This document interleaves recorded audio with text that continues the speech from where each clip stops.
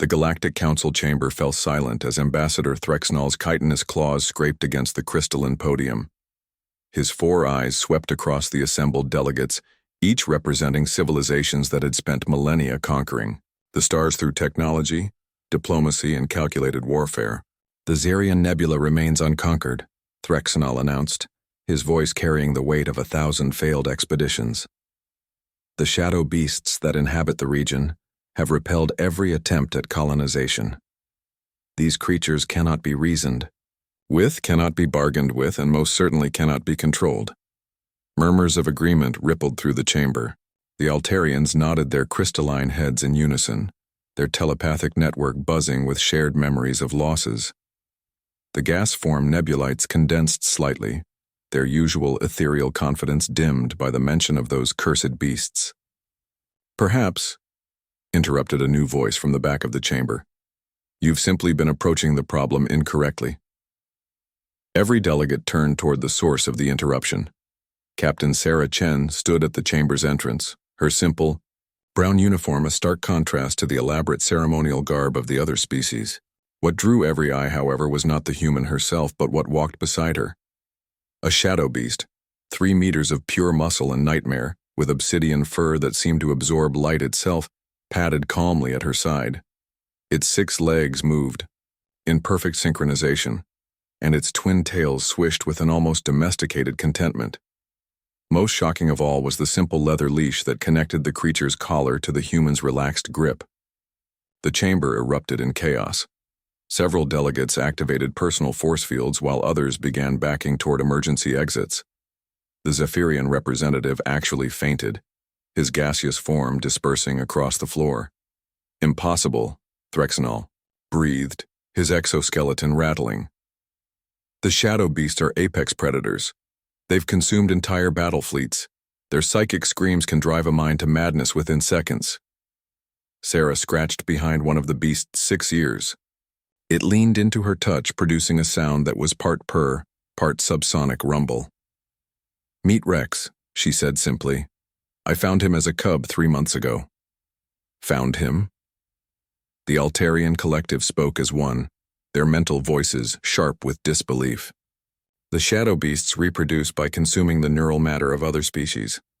They have no cubs, no young, no pack structure according to your reports, Sarah finished. That was your first mistake. You assumed they were solitary hunters because you only ever encountered them when they were defending territory. But they're actually highly social creatures with complex family units.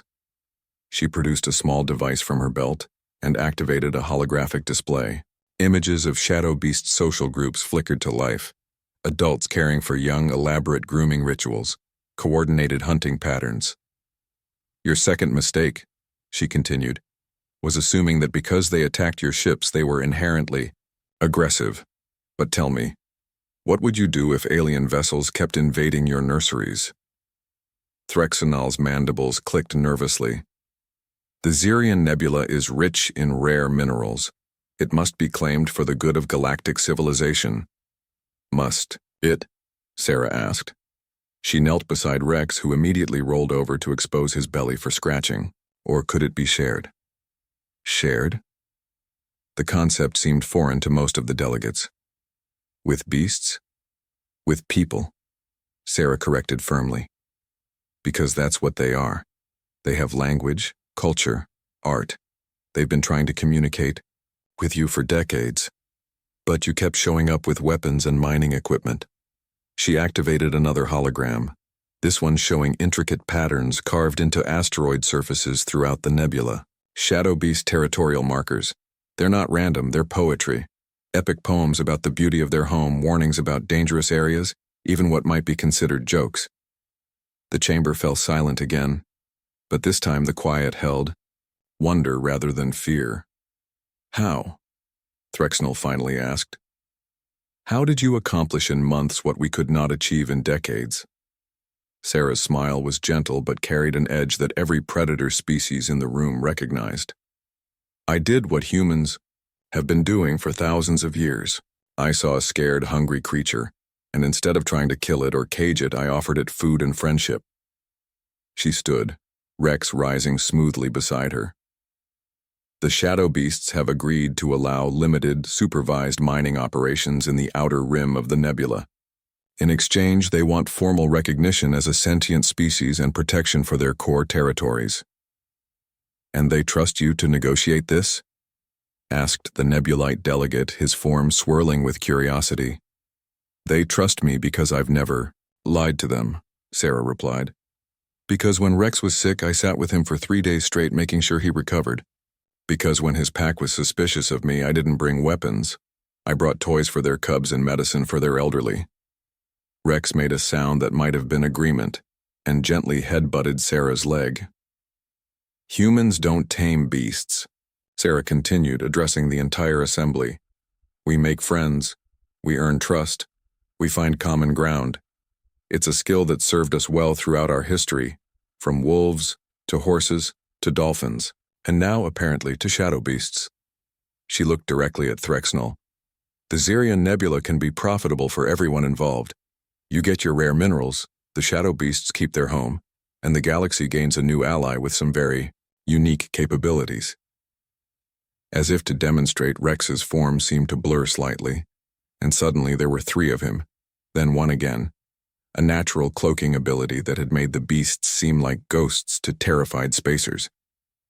The choice is yours, Sarah said, beginning to walk toward the exit, Rex beside her. You can keep trying to conquer what you don't understand, or you can try a human approach. She paused at the doorway and looked back. Just remember, we didn't become the dominant species on Earth by being the strongest or the fastest. We did it by turning our greatest potential enemies into our greatest allies. As human and shadow beast disappeared into the corridor, the Galactic Council sat in stunned silence, each delegate contemplating a concept that suddenly seemed far more revolutionary than any weapon: friendship. The age of conquest was ending. The age of cooperation was about to begin.